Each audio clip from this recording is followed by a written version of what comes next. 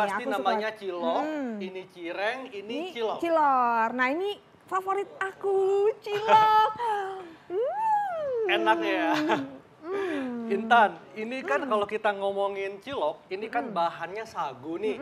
Nah, dan sekarang lagi tren banget nih tentang makanan yang berbahan dasar sagu. Pokoknya banyak banget deh. Banyak banget. Terus ada manfaatnya nggak dok ya? Nah, kita lihat dulu nih liputannya berikut ini.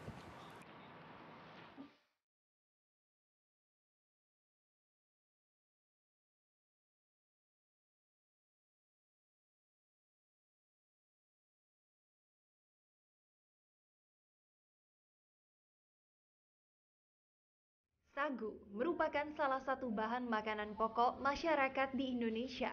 Sagu sudah lama dianggap memiliki nutrisi yang baik bagi tubuh. Kandungan nutrisi terbanyak dalam sagu adalah karbohidrat murni. Selain itu, sagu kabarnya mengandung lemak jenuh yang sangat sedikit. Sagu biasanya dijual di pasaran dalam bentuk tepung. Tepung sagu memiliki tekstur yang lebih lembut jika dibandingkan dengan tepung giling lain. Warnanya putih agak pucat dan jika dipegang Anda akan bisa merasakan teksturnya yang kesat dan agak berpasir.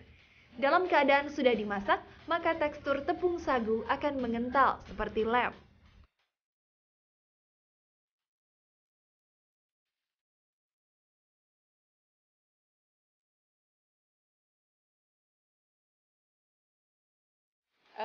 Yang saya tahu sih biasanya untuk buat singkong Thailand, terus buat ongol-ongol, dan beberapa makanan yang lain ya. Sagu biasanya untuk buat campuran bahan makanan, kadang untuk kue-kuean itu banyak. Biasanya untuk segala jenis makanan sih setahu saya.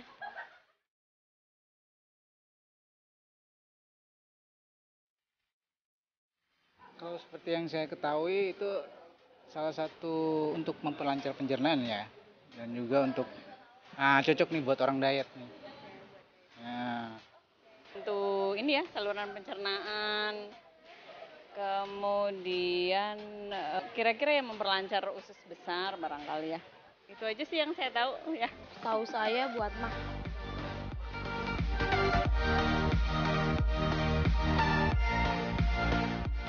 Bagi masyarakat modern, tepung sagu juga cenderung lebih banyak dikonsumsi sebagai menu diet karena sagu bisa dijadikan bahan makanan pengganti beras.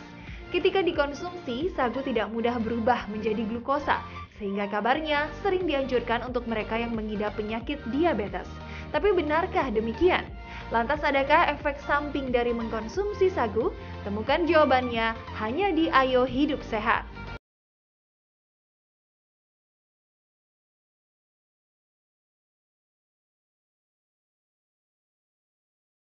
Itu tadi ya dok ya. Saya waktu masih kecil Intan ya, kalau saya pakai sagu, saya pakai untuk main karambol. Karambol? Iya. Biar apa dok? Tek-tek, kan licin soalnya. Halus kan teksturnya. Ada dokter. Ih, kalau aku tuh biasanya tuh ya buat makanan semua Dimakan sih. ya.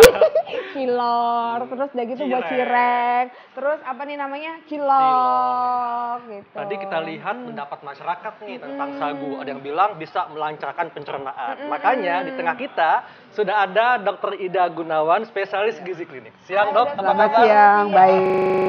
Nah dokter, aku langsung nanya deh ya.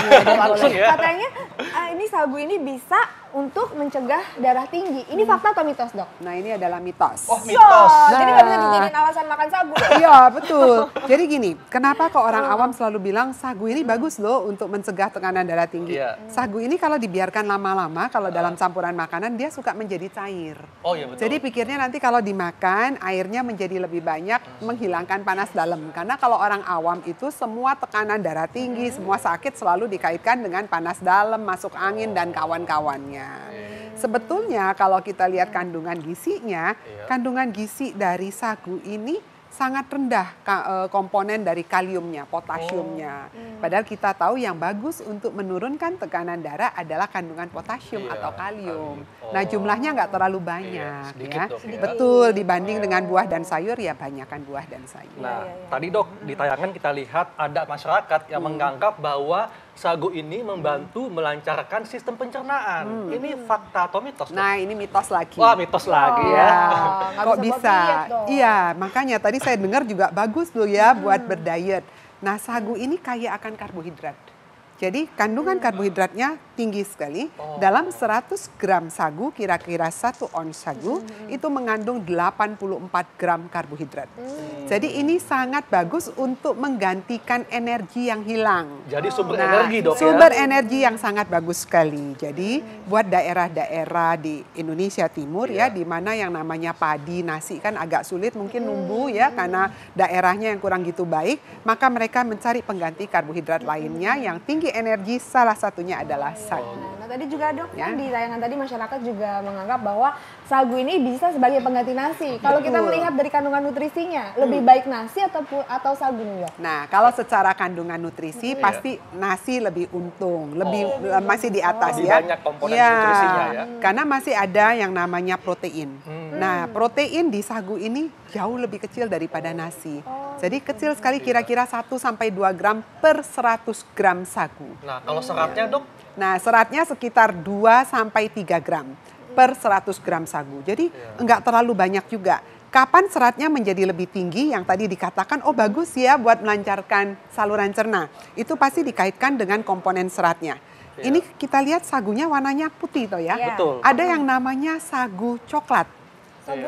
Seperti beras, ada yang beras yang baru diambil, yang belum terlalu banyak disosoh dan sebagainya, itu berasnya juga warnanya masih agak kuning-kuning kecoklatan. Nah, itu kandungan seratnya tinggi, sama dengan sagu coklat. Nah, sagu coklat adalah sagu yang baru pertama sekali diambil dari pohon palemnya itu. Nah, itu warnanya masih agak kecoklatan, belum putih seperti ini, itu kandungan seratnya lebih tinggi. Oh, lebih tinggi itu Ya, ya Dok? betul. Nah Dok, ini juga banyak banget nih Dok kabar yang beredar bahwa sagu ini bisa mencegah kanker. Ini fakta atau mitos? Dokter ditahan dulu, jangan dijawab dulu. Kita temukan jawabannya setelah pesan-pesan berikut ini.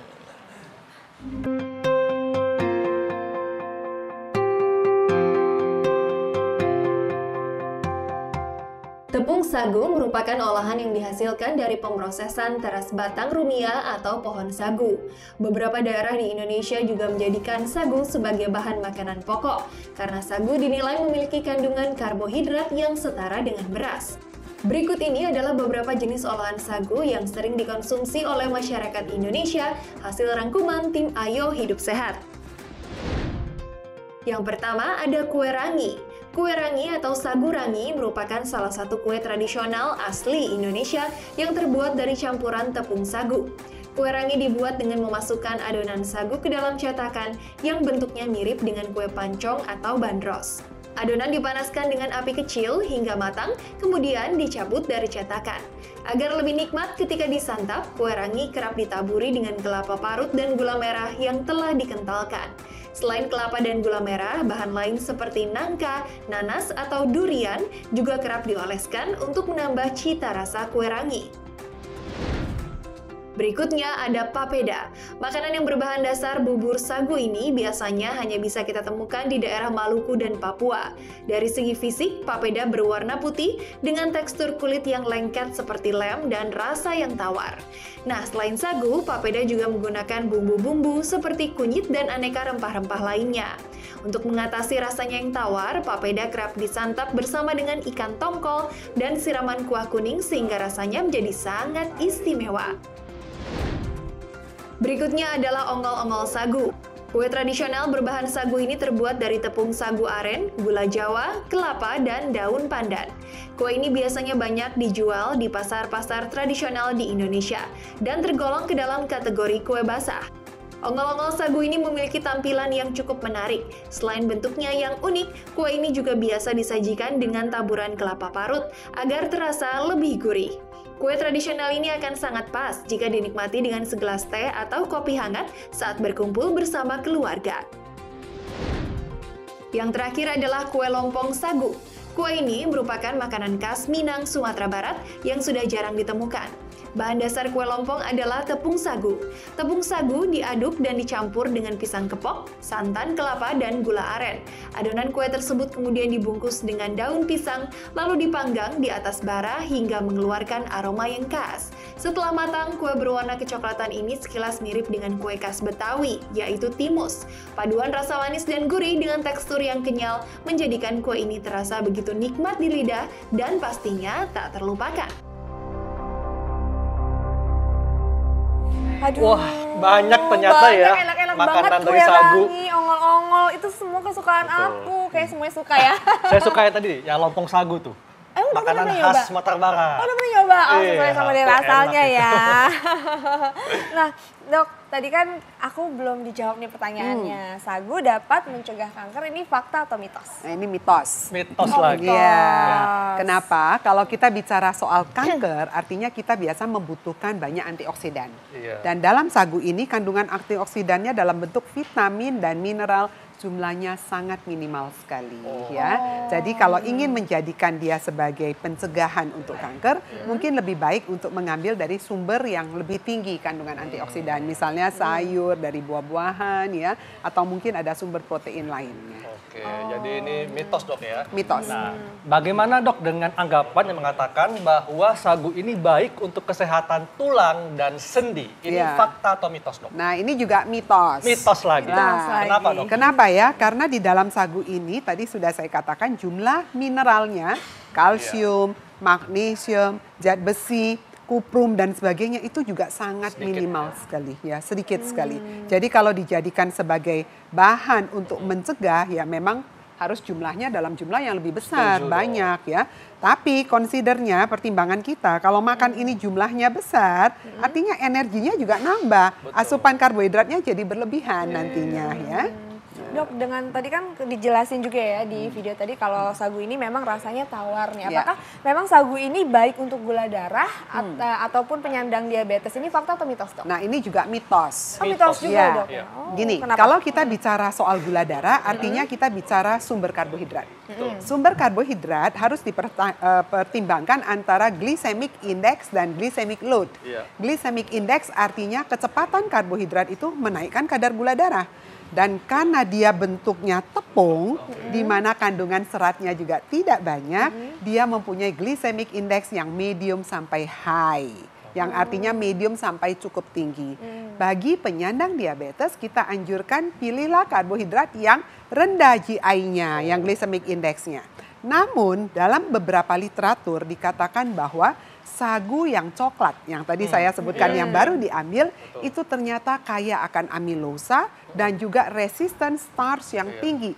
Jadi itu bisa digunakan sebagai pengganti nasi pada penyandang diabetes. Fungsinya untuk ya. apa tadi yang dokter sebutkan, amilosa itu? Ya, amilosa dan juga serat ya, itu bagus untuk ikut menurunkan GI-nya Oh, tadi. yang tadi. Jadi baik untuk- bagus untuk mereka penyandang diabetes. Tapi dipilih sagu yang coklat, jangan yang putih murni seperti ini. Ya.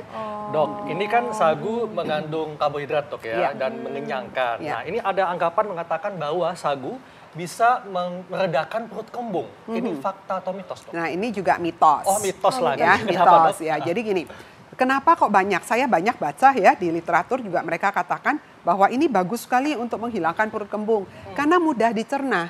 Lihat bentuknya sagu begitu Iya. diolah kasih air panas, Iya. dia mengental, lalu kita makan pelan-pelan begitu dingin, udah bentuknya mulai mencair. Kayaknya enak gitu Ya ya. mudah Mudah sekali sekali dicerna dicerna, ya. ya. Jadi tidak terlalu memperberat beban dari si Pencernaan. usus kita, pencernaan kita. Tapi faktanya tidak seperti itu cara kerjanya ya. Oke, Heeh. Dok, sagu ini adalah sumber mineral bagi tubuh. Ini fakta atau mitos? Nah ini juga mitos. Sagu ini hanya kaya akan karbohidrat. Kira-kira 84% isinya adalah karbohidrat. Ya, makanya ini sebenarnya bagus untuk apa sih? Sumber tenaga cepat. Jadi menggantikan energi yang cepat bagus. Oke. Ya, menggantikan nasi bagus gitu. Nah, tadi semua mitos ya. Iya. Nah, ini dok, terakhir nih dok ya. Ini fakta atau mitos ya. Iya. Sagu bisa menggantikan energi yang hilang. Nah, ini pasti jawabannya Adalah fakta. Akhirnya ada alasan untuk makan sagu. Ya. Gini, Karena kalau kita bicara energi, sumber energi yang paling banyak untuk orang Asia, apalagi orang Indonesia adalah karbohidrat. Dan ini tadi saya katakan dalam 100 gram sagu, ini mengandung 84 gram karbohidratnya. Jadi lebih tinggi dari nasi loh. Nasi itu cuma sekitar 77 gram. Nah ini mengandung 84 gram. Jadi ini sangat bagus sebagai sumber energi. Cuman kalau ingin mendapatkan tambahan nutrisi lainnya, tolong dikombinasi. Betul. Ya, makannya. Dok, ini juga masyarakat ingin tahu, Dok. Sebetulnya sagu ini selain sebagai sumber karbohidrat, apa saja, Dok, fungsi yang bisa bermanfaat untuk kesehatan? Nah, gini, kalau ingin mendapatkan manfaat lebih dari si sagu, silakan cari sagu yang warnanya coklat. Brown sagu tadi ya. Jadi sagu coklat ini ternyata dia cukup banyak juga seratnya. Jadi bisa mencapai kira-kira 3-4 gram per 100 gram. Jadi selain mendapatkan karbohidrat, kita bisa dapat serat. Yang kedua, kandungan antioksidannya juga lebih tinggi, hampir 2 kali dibandingkan dengan sagu yang sudah diolah putih ini ya. Jadi kalau mau cari yang masih original, yang masih baru fresh, jangan diolah terlalu banyak. Nah itu yang paling baik. Jadi itu ya dok ya, yang paling baiknya.